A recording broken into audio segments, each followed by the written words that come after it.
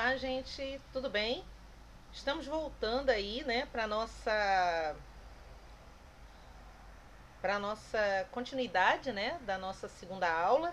Agora vamos começar com a parte 2, né? Opa, tava faltando a musiquinha, né? Bom, música posta, caneca abastecida. Lá vamos nós para discutir, né, o livro Lan House na favela, né? Eu acho que vai ser muito bacana até deixar um vídeo só para discussão dos dois capítulos, que é o capítulo 2 e o capítulo 4, tá? Para quem tá com a tese, capítulo 2 e capítulo 4, tudo bem? Bom,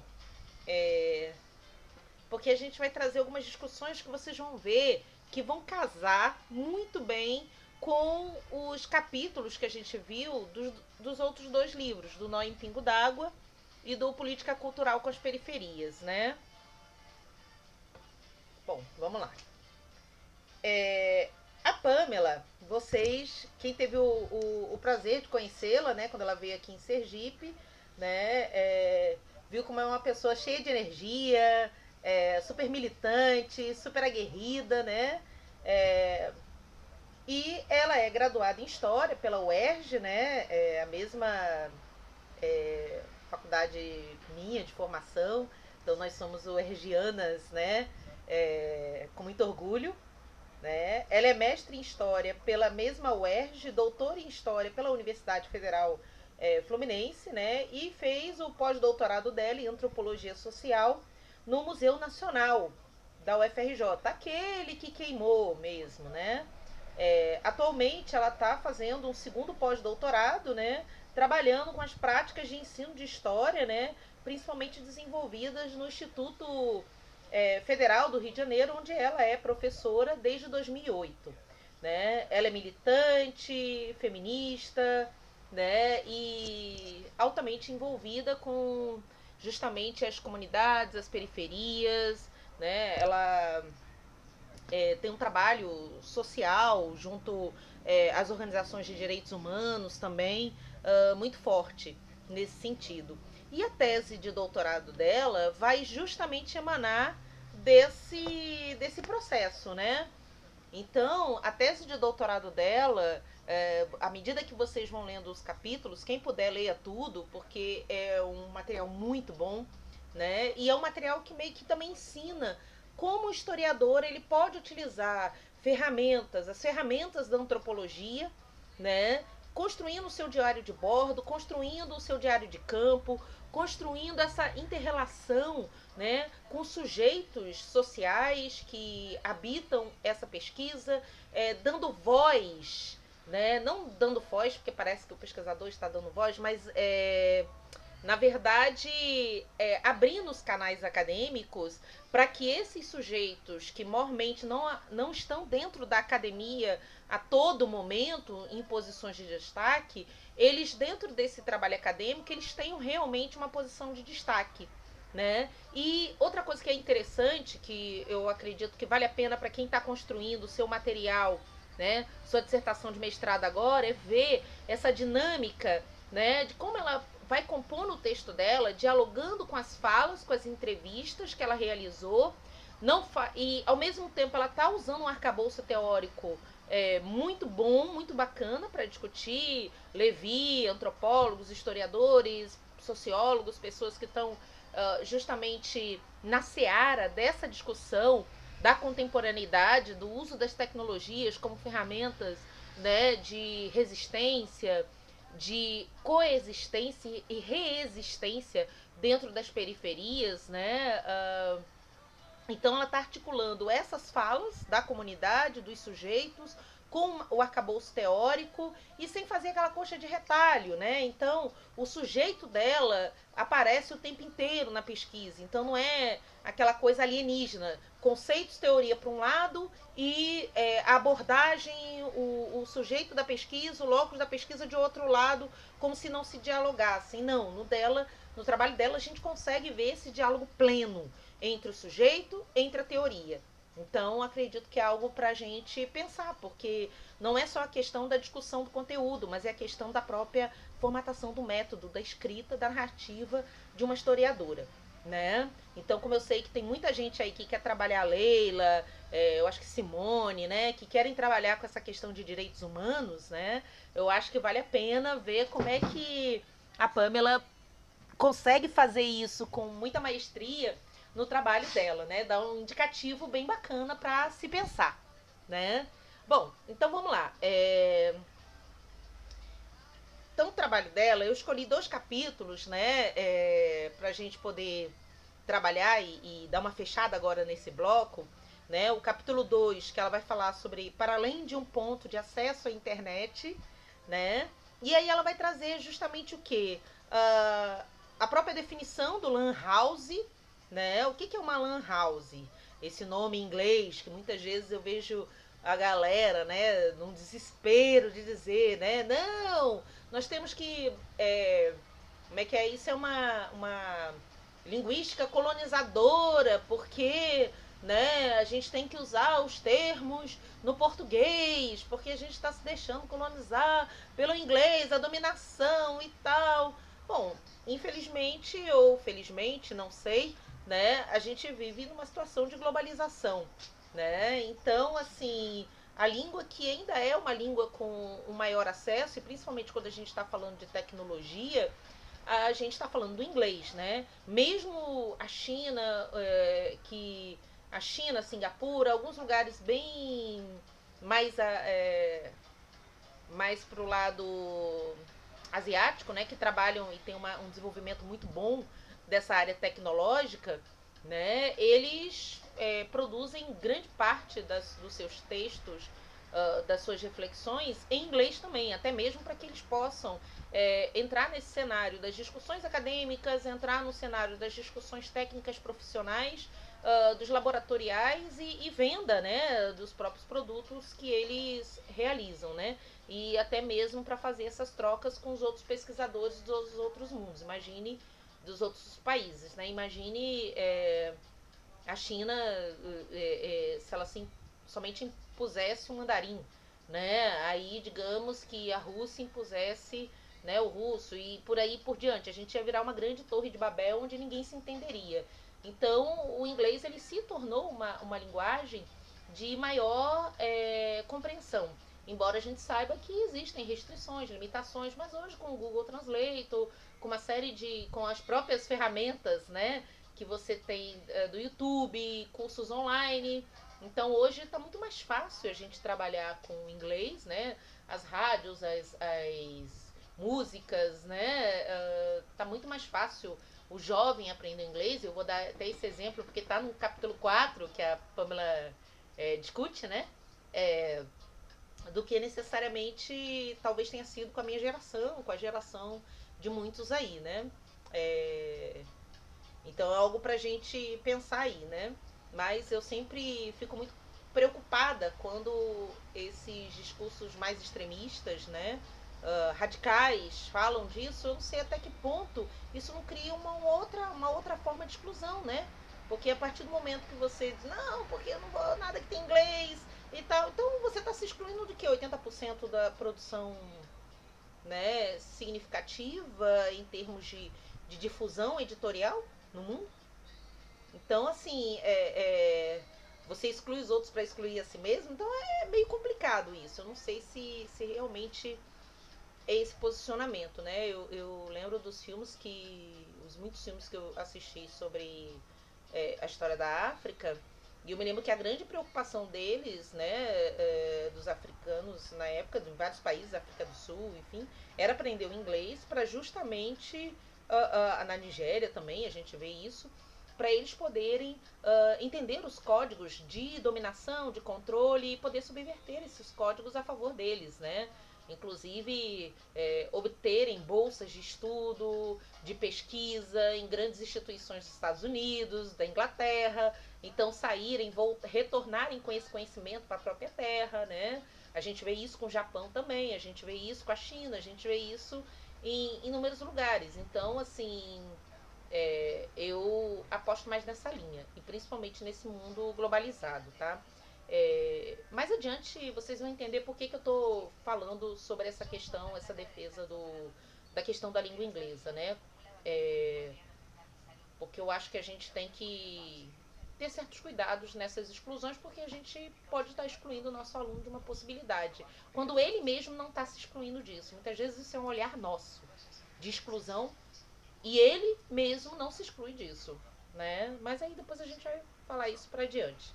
Bom, de qualquer forma, então, esse termo lan house, local, né, area network, que seria um espaço local, né, de trabalho conectado, né, vem justamente, né, para pensar um espaço com vários computadores com acesso à internet para jogos. Então, inicialmente, as lan houses, como a Pamela Passos fala, elas são esse ambiente de jovens que vão se reunir num determinado espaço e jogar, né, conectados.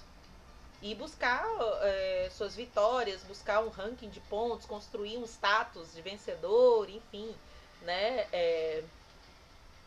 E como tá ligado a jogo, inicialmente esse espaço acaba se tornando suspeito, né?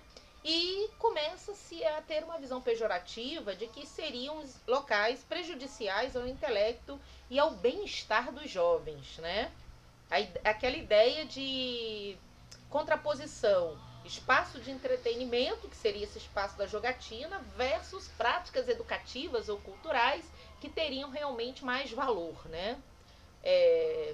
Só que é interessante que, por exemplo, quando a gente... Porque geralmente as lan houses, elas crescem e aparecem muito mais nas comunidades, né? Principalmente nos bairros, nas periferias, né? Nos subúrbios, né? Mas a gente tem espaços assim também em áreas nobres, que estão em shoppings, que estão em cafeterias, que são chamados cybercafés, né? Então esses cybercafés, eles acabam não tendo essa visão tão pejorativa, porque eles estão numa área mais nobre, né, da cidade. Então é algo também para a gente pensar, né? Bom, no caso das favelas, a gente tem uma ampliação do caráter inicial dessas lan houses, né? Se elas começam como um espaço para jogo, a Pamela vai mostrar ao decorrer da pesquisa dela que esse espaço de jogo, ele acaba se transformando em algo muito maior, né? Ele acaba sendo também um local de práticas de sociabilidade, e a gente falou muito isso nessa questão de sociabilidade com o texto de Janot, né, do Junot, né? A gente viu isso também com o texto das meninas, da Júlia e da Patrícia, né?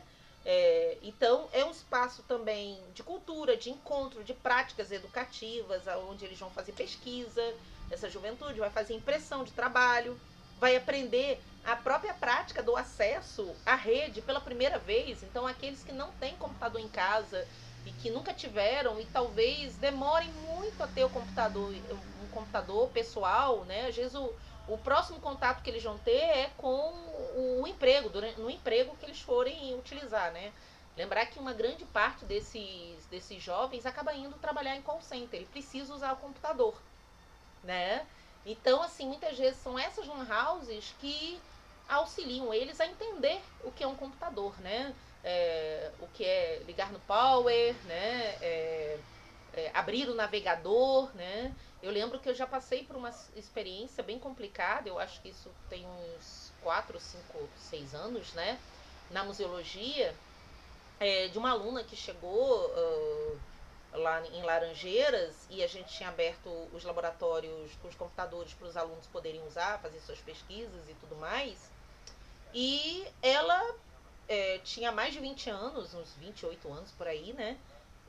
E ela disse, ela não sabia absolutamente nada, ela não sabia ligar o computador, ela não sabia qual era o botão que ligava o power, né? Ela não sabia o que era um navegador, Ela, depois que ela ligou, ligou e ficava olhando pro computador, assim, meio que esperando que a página que ela quisesse abrisse ali. Isso para mexer no CIGA da UFES, né? E aí a gente tinha que ir lá dizer, não, olha, isso aqui é um navegador, isso aqui é um navegador do Google, isso aqui é um navegador, isso aqui é o da Microsoft, o Explorer, você também tem esse que é o Mozilla. Então são navegadores diferenciados, você pode escolher um, achar o que for, de repente, tiver mais rapidez, menos pesado e tal. Então, explicando a ela, né?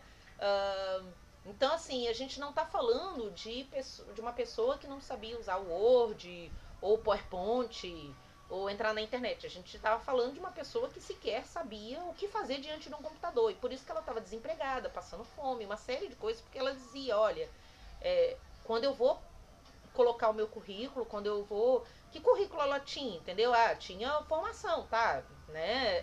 Fez o ensino fundamental todo, mas não tinha noção do que era um computador. Porque ela não tinha um computador em casa, a escola também não propiciou essa possibilidade a ela, nem virtual, nem analógica, enfim, né? Nem hipoteticamente. E o mercado de trabalho pedia isso, né? E ela não tinha esse conhecimento nem para ir para uma call center.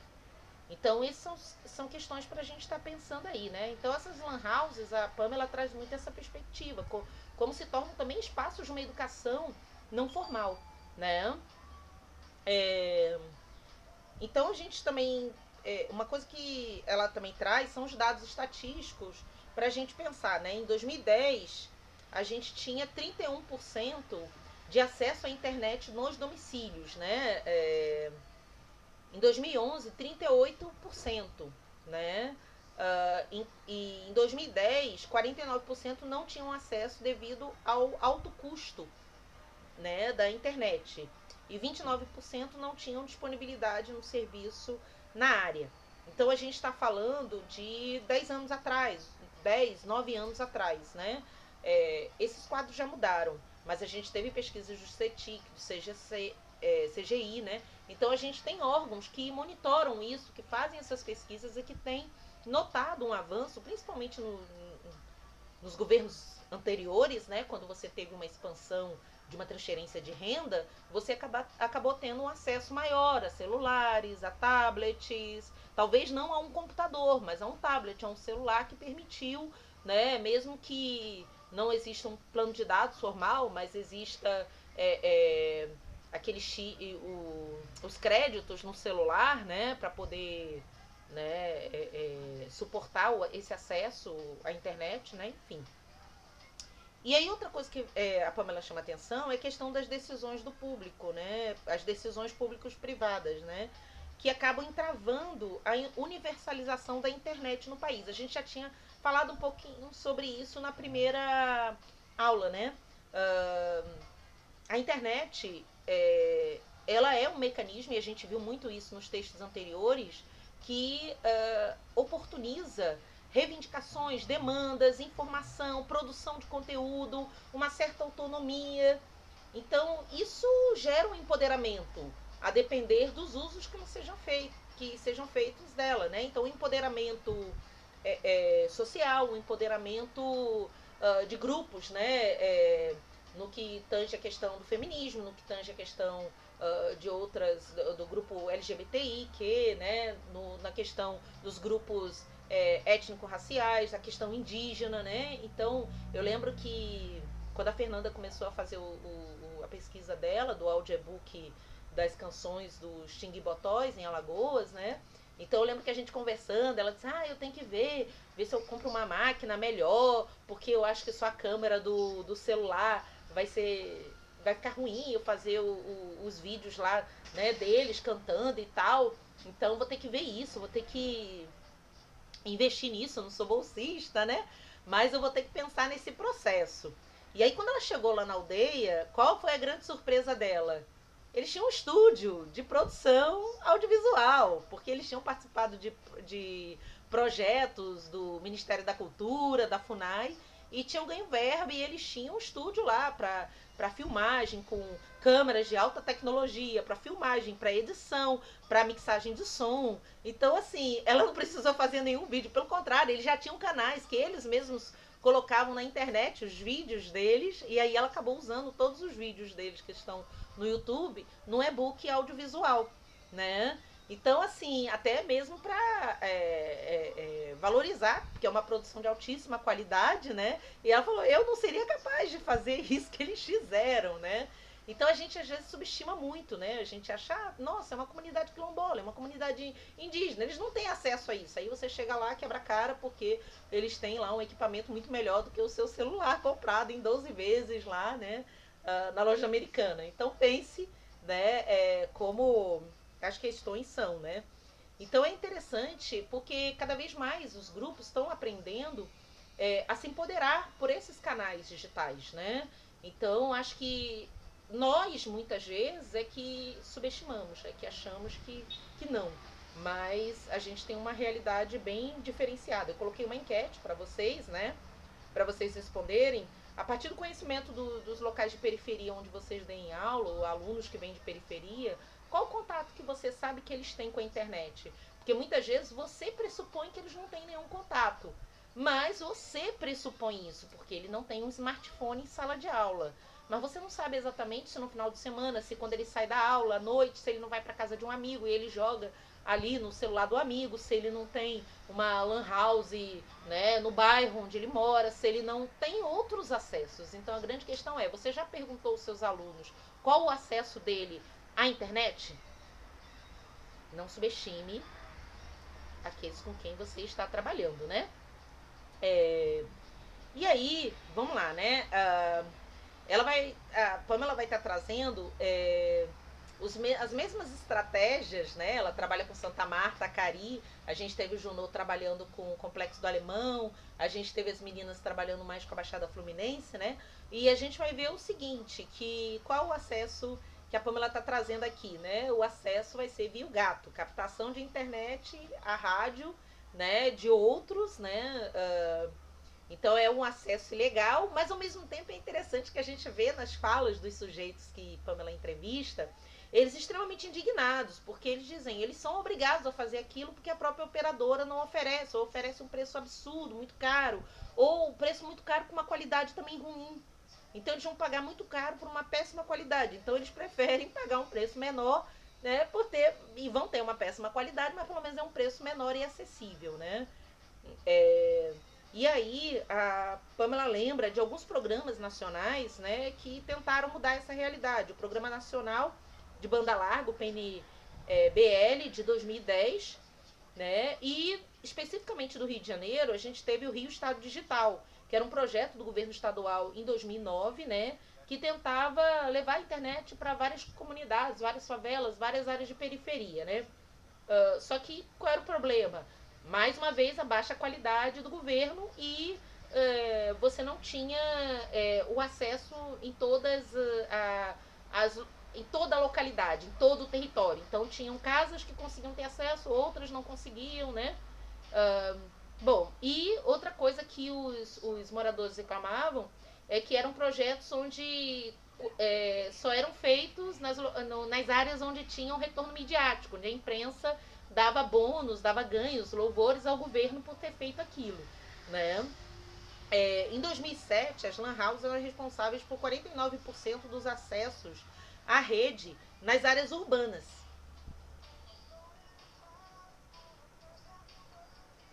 Então, acho que são coisas interessantes para a gente pensar aí, né? A partir de 2010, há uma queda no uso das lan houses. Por quê? Porque justamente as pessoas passam a ter um acesso maior aos telefones celulares, né? A gente tem também uma importância da lan house para as áreas rurais, né? Muito se fala das lan houses somente nas áreas urbanas, nas cidades, né? Mas a gente tem lan houses que também vão cumprir o seu papel, né? Educativo, de educação popular, de uso da internet, dos direitos a essa internet. A gente viu o caso da ONU, né, em 2011, ter assumido a internet, né, indicada a internet como um direito humano fundamental também, né? E a gente vai ter justamente essa evolução, a questão da função didática através de uma alfabetização digital, né? uma inserção na cultura digital através que vai se dar de uma forma, muitas vezes, até obrigatórias, não tem como fugir. Pagamento de boletos, né? Muitas vezes você está numa comunidade, num bairro, num local que você não tem uma agência bancária e as pessoas vão ter que fazer isso. A gente está passando por isso agora, né? Com essa questão dessa reclusão, dessa quarentena por conta dessa pandemia, grande parte dos pagamentos que a gente está tendo que fazer está sendo justamente via boletos online, acessando aplicativos. Por quê? Porque se você não fizer isso, você vai ter que se arriscar a ir para um banco, a ser contaminado. E aí você tem uma mãe idosa em casa, um pai idoso, um irmão que tem bronquite, asma. Então você vai estar colocando todos eles em risco com essa saída para pagar um boleto. Então, assim, por mais resistência que a gente acaba em algum momento tendo que assumir algumas dessas funções, né? A questão de, às vezes, um pagamento que você tem que fazer até sexta-feira à noite e você não tem tempo para fazer isso por causa do trabalho. E aí você sabe que o horário que você sai do trabalho não o banco já está fechado. Então é o aplicativo que vai te salvar, é a internet que vai te salvar, né? Além disso, a questão de matrícula em cursos, né? Uma série de cursos que do próprio governo, do Senac, do Senai e de tantos outros aí, do Sebrae, enfim, né? Cursos formativos, profissionalizantes online, né? A questão dos próprios organismos, como Detran, que mandam seus simulados via, né, online. Então, ou seja, não é algo tão distante esse uso, né, educativo, essa função dessa cultura digital, nesse pragmatismo, nessa utilidade prática da vida real, né? Bom, e aí a Lan House a Pamela vai estar chamando a atenção porque a Lan House, além disso, mesmo aqueles meninos que tinham computador em casa, né, e internet em casa, eles iam para Lan House, porque para eles era um espaço de sociabilidade, né, de encontrar a galera, de zoar, de paquerar, de levar bronca dos atendentes porque estavam fazendo algazarra, brincando, arengando, né? Então, assim, é um lugar de afetos, né? De sentir-se bem na Lan House, de encontrar o coletivo, de pertencimento, né? De identidade, de sair desse individual egoísta para um coletivo, né? Então é interessante ver isso, porque abre-se mão de uma cultura do consumo individual, tão própria no asfalto, tão própria nas áreas de classe média, né? De classe média alta, e para se manifestar no coletivo, né? Para se sentir pertencente a um grupo, a uma rede, a uma solidariedade. Então, é uma rede física, real, humana, né? Que vai estar lidando com uma rede digital. Então, é aquilo que eu estava falando no outro vídeo, né? A questão do online, do offline, do conectado e né, do virtual, do digital e a vida real, um não exclui o outro. Muito pelo contrário, né? Eles se complementam nas periferias, né? Outra coisa que a gente vê é o uso das redes, inicialmente no Orkut, né? Depois migra para o blog, depois Twitter e assim por diante, né? Geralmente a linha das transformações, elas vão ser, das mudanças, né, das segmentações vão se dando a partir daí, né? O Orkut era uma rede social que eu posso dizer, eu acho que ele era muito mais social no sentido do social amigo, né? Daquela coisa de você fazer amigos, ir para uma comunidade, conversar com o outro e tal. O Facebook, ele apesar de ser muito mais individualista, não propor tanto essa questão do Orkut, né? Que você conhecia muito mais gente, no Facebook você fica muito mais com mais do mesmo, né? Com a galera que já é da sua rede mais aproximada. Mas o Facebook, ele foi permitindo uma possibilidade maior de você usar aqueles canais para educação, para denúncias, enfim, para divulgação de comércio, de produto, de vendas. Ele extrapolou funções que o Orkut não tinha, né? Então é interessante isso. O Twitter, ele ainda é sempre muito questionado, né? Porque muita gente, a questão de você conseguir acompanhar a mobilidade, tanta informações em pouquíssimos caracteres, né? Então ele ainda é uma proporção menor o uso dele do que o Facebook, mas tem sido um canal também bastante utilizado. Agora com o Instagram, né, porque essa questão da imagem é muito forte, o Instagram começa efetivamente nessa utilização de imagens, depois ele acaba agregando outras funções, né, de conversa, de chats e tudo mais, né, mas é algo para pensar aí, né. E os blogs, ainda tem alguns heróis da resistência, né, que se mantêm, mas eles começam muito naquela coisa do diário pessoal, né, ou do meio que é, ensino institucional, para pesquisa, né? Mas ele acaba também não tendo uma. Ele tem uma queda muito grande por conta do suporte dele, né? Da forma como ele se apresenta nos suportes nos dispositivos móveis, principalmente no celular, né? O blog ele funciona muito melhor num computador, um desktop, né? Um computador de mesa, um notebook, né? No celular ele é mais complicado, você tem uma certa dificuldade por conta do layout dele, da aparência, de você conseguir acessar uma ou outra coisa, né? Então é mais complicado. Bom, com relação à continuidade do texto, a Pamela vai dizer que existe uma preferência, né? Até mesmo por curso na Lan House, né? Por quê? Porque o professor mesmo, ele muitas vezes ele tem que adotar uma outra postura. E aí eu trago uma fala que eu acho que é super bacana que a Pamela transmite, que quando ela foi fazer as oficinas com os meninos da comunidade lá, né, na Lan House, e aí ela traz um relato de experiência dela, né? Ela diz o seguinte: enquanto educadora, lidei com uma situação de ensino-pesquisa na qual eles estavam a todo momento conectados à internet, por vezes procurando, executando o que eu estava explicando antes mesmo que eu terminasse. Então, eu acho que esse é o grande coisa, né? É o grande barato dessa que é uma construção coletiva que está acontecendo.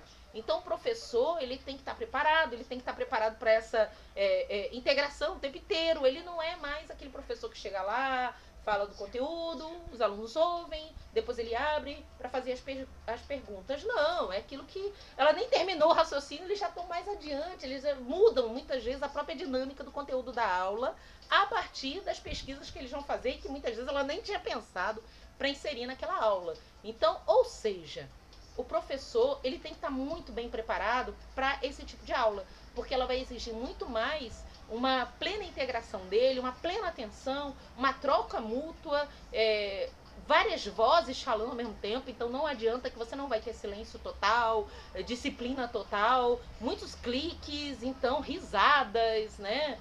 Então ele vai estar vendo um vídeo, você vai estar falando de um negócio, ele já está vendo, né? Ah, porque usaram o YouTube em tal local, ela até usa isso, né? Usaram o YouTube para fazer uma denúncia em tal local. O menino já estava vendo o vídeo. Então não era para ver o vídeo, era só para falar e estudar a questão da denúncia. Mas o menino já não, ele não quer. Você falou no vídeo, eu quero ver o vídeo o original. Eu não quero só tratar do que a professora está falando, eu quero construir a minha própria concepção, né? Então o professor ele tem que estar muito preparado para isso, né? E muitas vezes a gente não está. Essa é a verdade. Dá trabalho, né? E isso faz com que a gente seja pego de surpresa também, né? Então também é uma outra coisa, né? A gente conseguir lidar com esse viés frenético, né? Dessa juventude aí.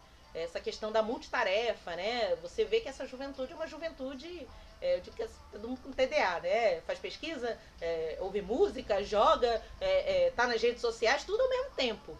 Né? Parece eu aqui, né? Com a música, com vocês aqui, a televisão tá lá, porque eu quero ver se como é que tá a situação aí no Brasil. Então, ou seja, a gente tá mil coisas ao mesmo tempo. Agora, eu sempre entendi muito isso porque eu sou assim, né? Eu tô sempre fazendo mil coisas, né? Eu tô lá nos 1000 volts, mas eu sei que para quem não é assim, realmente é complicado.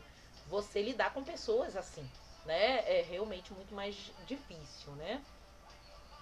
Mas eu não vejo uma saída disso não, tá? E aí, a Pamela chama atenção para a Lan House como território do encontro, de identidade, de troca, de pertencimento, né? E aí é muito interessante que ela traz uma crítica da escola de Frankfurt ao e do pessimismo em autores como Adorno, Horkheimer e Walter Benjamin, né? Sobre a questão da indústria cultural. né? Porque muitos autores vão utilizar justamente os conceitos de indústria cultural da escola de Frankfurt para justamente dizer que a internet, essa globalização tecnológica, a digitalização, elas trazem uma ideia de controle, de alienação impostas pelo capitalismo, né? Só que, assim, essa crítica que é necessária, né, ao mesmo tempo, elas pressupõem que as pessoas não conseguem ter autonomia, ter iniciativa para sair daqueles liames, né? Então é um pessimismo muito grande. Então todo mundo vai ficar alienado, todo mundo vai ficar preso ali, né? Ninguém vai ser capaz de fazer uma ressignificação, de subverter, de resistir. Então é complicado. Você faz uma crítica, mas que não propõe levar para lugar nenhum. Entende? Então qual é a produção? Não, vamos quebrar ludismo, então vamos quebrar as máquinas, vamos quebrar as redes, a internet, porque não há possibilidade, ela só vai nos escravizar e ponto. Final, né? Então, assim, esse tipo de pensamento, de caminho por onde a gente muitas vezes segue, né? Eu achei muito bacana ela trazer justamente a crítica da crítica, né? Dizer, olha, e ela traz justamente isso através da orientadora dela, que é a Adriana Facina, né? Que é a organizadora daquele livro, né? O Nó em Pingo d'Água, que diz o seguinte, olha, vamos prestar atenção porque existem brechas, mediações que contradizem os discursos hegemônicos, que constroem visões alternativas. Se a gente não tiver isso bem claro na nossa cabeça, que é possível utilizar, sim, esses instrumentos, sejam do capitalismo, da globalização, mas subvertê-los, ressignificá-los e trazer de uma outra forma o que nós somos. Seres abestados, patéticos, todos, sem capacidade alguma, então, sinceramente, a gente merece mesmo a dominação, a escravização, né? Então a gente vê que, na verdade, não, né? Os dois textos anteriores, eles mostram como esses sujeitos sociais se apropriam dessas ferramentas e transformam essas ferramentas, com todas essas limitações, restrições que se imponham a eles. Né? Nós somos seres criativos e potenciais com relação a isso. A gente tem que acreditar nisso. Senão, o que a gente está fazendo no magistério? A gente não fala em educação como transformação? Né?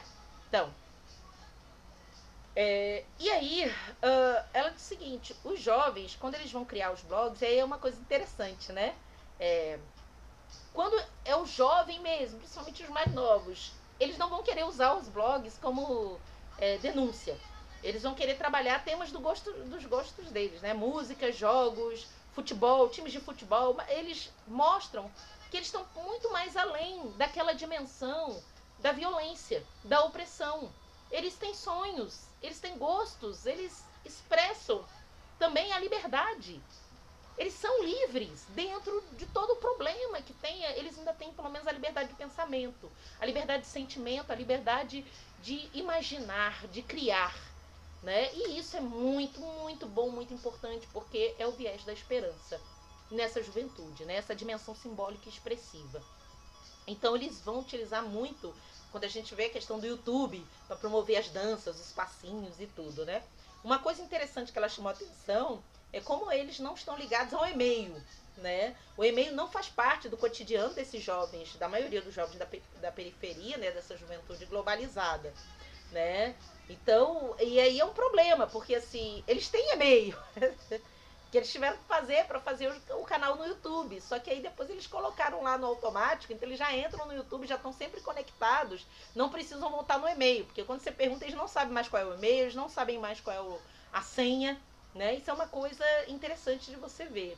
E fora isso, o problema do e-mail, você tem o problema do cadastro de celulares, muitas vezes, e a própria Pamela relata a dificuldade que ela teve de fazer oficina, porque aí ninguém tinha celular, e aí na hora, para colocar os números celulares, aí colocou dela e dos bolsistas, mas aí tinha que receber o código. Aí as operadoras deles não funcionavam no determinado local que elas estavam na favela. Então ela teve que sair, ficar rodando até achar o sinal e que viessem os códigos com os 3 celulares para ela voltar e poder dar. Então, assim, a gente tem às vezes uma burocracia digital que realmente é o outro fator estressor e restritivo, né?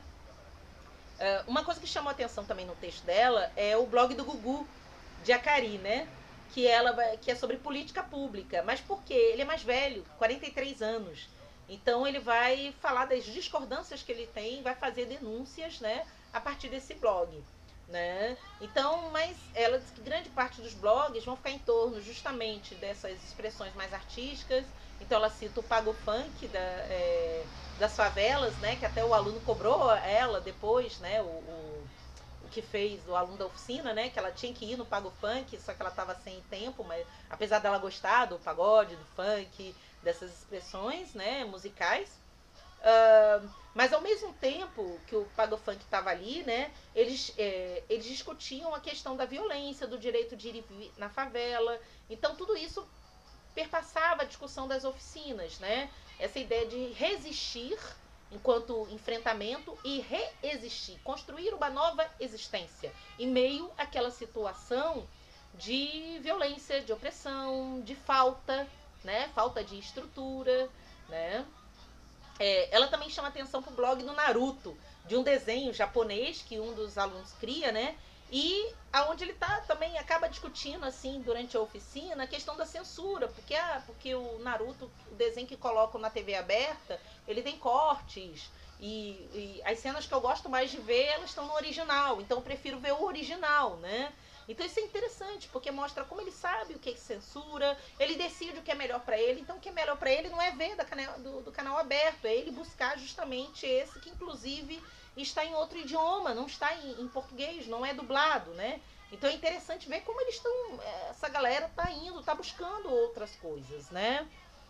Essa mediação também muitas vezes do próprio usuário da Lan House, né? Que é feita por quem trabalha também na Lan House, né? No que diz respeito ao uso dessas tecnologias. A transformação e a própria experiência da produção, né?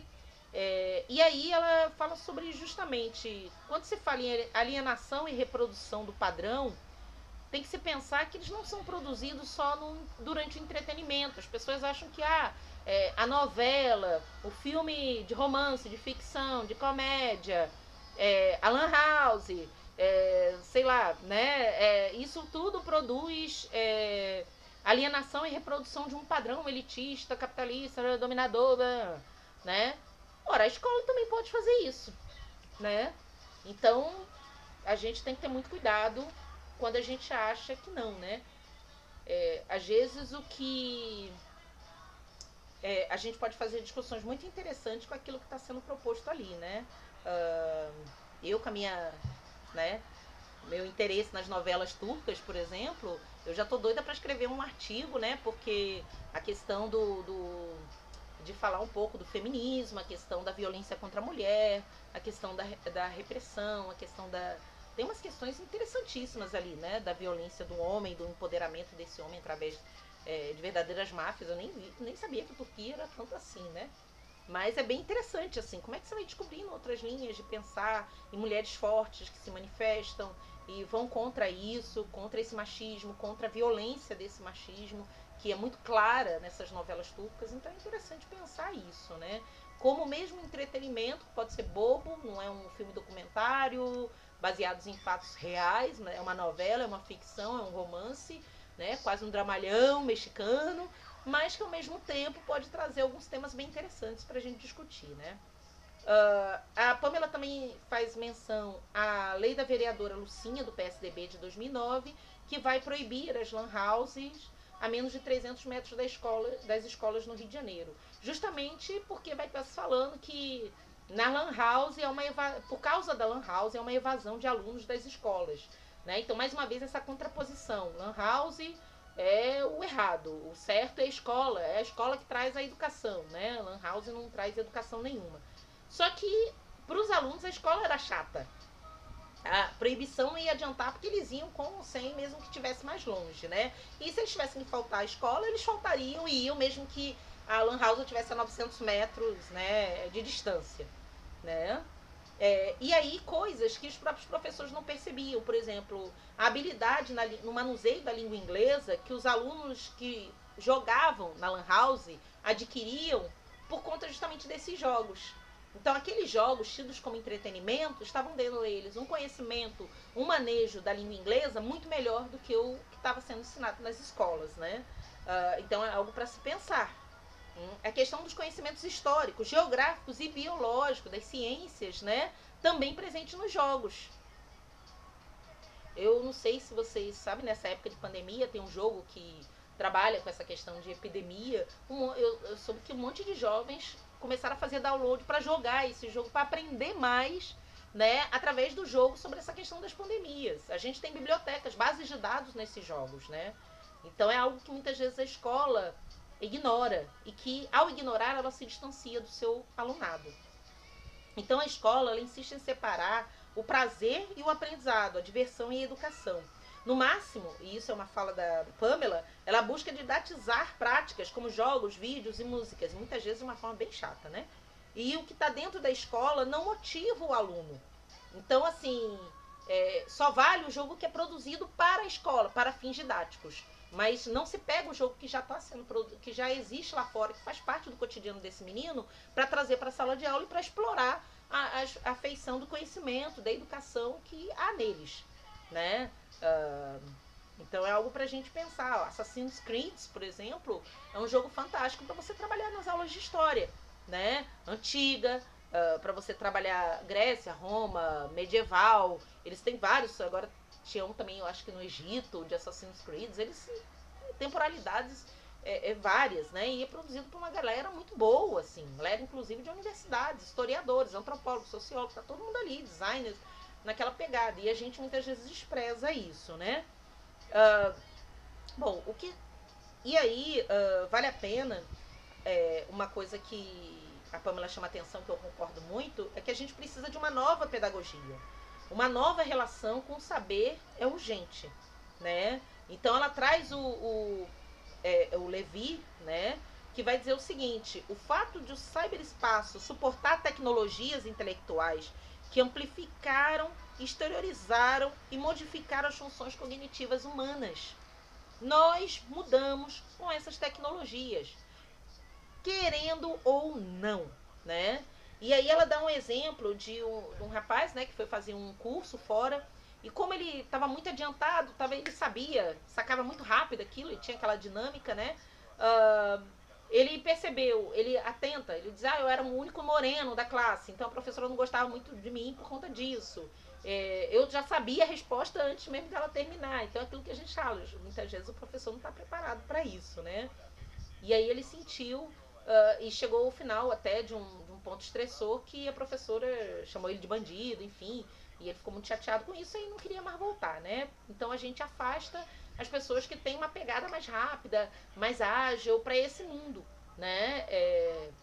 E aí uma coisa que ela perguntou se ele tinha feito curso de inglês, se ele ia fazer o curso de inglês que estava sendo oferecido lá pela escola técnica. E ele disse que o jogo que o curso de inglês era muito fraco, era muito básico, e que o jogo ele aprendia muito mais no jogo do que no curso de inglês na escola. E ele tinha o Google também, quando ele tinha dificuldades, ele jogava no Google, ele via a pronúncia, ele via a escrita, enfim, né? Então é algo preocupante para a gente pensar, né? E aí tem uma citação do Levi, que eu acho que vale a pena a gente pensar, tá na página 284 do livro, que ela diz o seguinte, que ele diz o seguinte: se as pessoas aprendem com as suas atividades sociais e profissionais, se a escola e a universidade perdem progressivamente o monopólio da criação e transmissão do conhecimento, os sistemas públicos de educação podem ao menos tomar para si a nova missão de orientar os percursos individuais no saber e de contribuir para o conhecimento dos conjuntos de saberes pertencentes às pessoas, aí incluindo os saberes não acadêmicos. Então a grande questão é a postura das escolas está muitas vezes afastando esse aluno das escolas. Esse aluno está encontrando em outros espaços, em outros suportes, principalmente digitais, um conhecimento que ele não acha interessante na escola. Então agora era a hora das escolas, bom, esse é um dado, tá aí. E como é que a gente pode então trazer isso aí e utilizar isso na orientação? E eu acho que isso serve muito nessa questão de fake news. É o nosso papel trabalhar com isso que está sendo produzido aí e mostrar aos alunos como eles não caírem nessa de fake news, para eles, como eles podem identificar o que é real, o que não é real, e uma série de outras coisas, né? Então a gente precisa problematizar a escola. E o texto da Pamela traz muito isso, né? E aí ela termina o texto dela, o capítulo 4, dizendo o seguinte: no século da informação e da velocidade, a escola foi destronada do seu lugar de saber e sociabilidade, o que não anula a permanência bastante intensa de tais dimensões na instituição escolar. Né? A escola não é mais o grande ponto de sociabilidade, mas ela ainda tem isso dentro dela. No entanto, os jovens do século XXI, com cada vez mais frequência, aprendem e socializam para além ou apesar da escola. Então a grande questão é: como é que a gente, enquanto professores de história, vamos trabalhar essa perspectiva, né? Eu tenho pensado nesses últimos dias, a reclusão está me fazendo pensar sobre novas metodologias de ensino na área de história, até porque como eu disse para vocês na aula passada, né? Eu trabalhei muito com as metodologias do Sebrae, agora eu estava trabalhando com os alunos, incitando os alunos da graduação a desenvolverem as suas próprias metodologias, e agora eu estou criando uma nova metodologia, né? De uma forma bem embrionária, um nome provisório seria uma sigla, né? Que seria o HRW, que seria History Real Work, em Real Work, né? Então seria a história no trabalho real.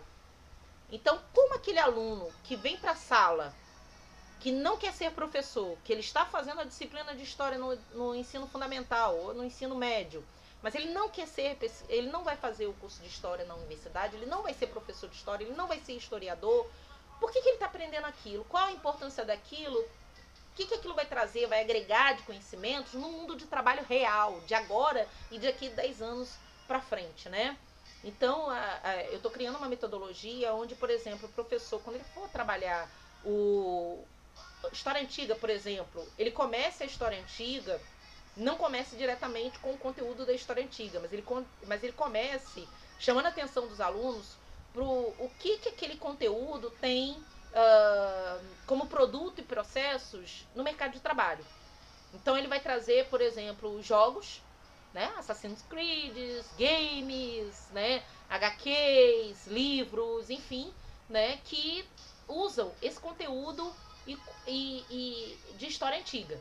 Então, pessoas que trabalham com esse conteúdo de história antiga e levam para livro, levam para jogo, e levam para outras coisas e recebem um dinheiro para isso, né?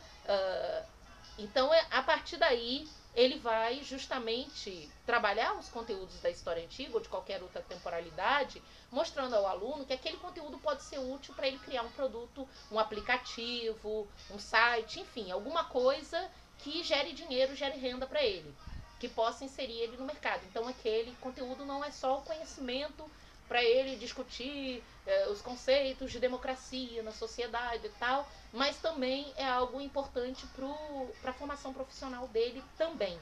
Né? Então, a partir do momento que ele tem acesso a ferramentas tecnológicas ou que ele é bom de literatura, os próprios livros do né, Código da Vinci, Anjos e Demônios, né, que são livros que tem toda uma pegada histórica, romances históricos, enfim. Então, mostrar como é que a história ela tem uma utilização prática, pragmática no mundo real e como é que os alunos podem ganhar com isso. A história realmente ela pode inserir, os conteúdos da história podem inserir o aluno nesse mundo, nesse dia a dia. Então, eu estou pensando muito nessas relações, porque cada vez mais eu penso que a gente não está formando o aluno para o mercado de trabalho real. A gente tem que parar com essa história de achar que a gente está formando um intelectual que vai sair, vai fazer a revolução socialista, transformadora e tal. Ele pode, né? Primeiro que sozinho, mandorinha não faz verão, né? Então a gente tem que estimular as noções e as habilidades de coletividade, de iniciativa, de liderança, tudo aquilo que eu falei na aula passada das metodologias ativas. Mas mais do que isso, a gente tem que mostrar que os conteúdos de história eles também têm vez no mercado de trabalho. Senão, daqui a pouco, a gente vai deixar de existir, só vai ter vez as biociências, né, a própria tecnologia. Então, de que forma a gente mostra que a gente tem realmente um espaço, um valor? Né? A gente tem que mostrar como esses conteúdos estão sendo aplicados e não apenas por professores. Né? Então, se o aluno não quiser ser um professor de história, mas ele pode utilizar aquele conteúdo como? De que forma? No mercado de trabalho. Existe um mercado de trabalho para isso? Entendeu? O mangá, que precisa muito de história, né? A criação de peças, de artesanato, né? Enfim. Então, são coisas que ainda estão passando pela minha cabeça, eu estou compartilhando um pouco com vocês, mas eu acho que essa é a pegada, é a gente pensar em novas metodologias, em formas diferentes de dar aula e de motivar esse aluno que não escolheu ser professor de história, que está fazendo a disciplina no ensino fundamental e médio e que precisa ver um propósito, um sentido para a sua vida prática, para a sua vida real. Eu acho que a Pamela, no trabalho dela, ela traz muito essa dinâmica, né? Mostra muito que a gente tem que olhar para a escola nesse sentido. Então, gente, espero que vocês tenham gostado. Leiam o livro da Pamela, leiam os outros textos. Eu prometo que eu vou colocar o outro texto que está faltando assim que eu acabar de digitar. É muita coisa, né? Mas, assim, eu acho que essa é a pegada, esse é o caminho, tá? Então, a gente se vê daqui a pouco, numa próxima aula. E continuem acessando os fóruns, dando suas respostas. Eu tô vendo pouquíssima gente está ali respondendo os fóruns.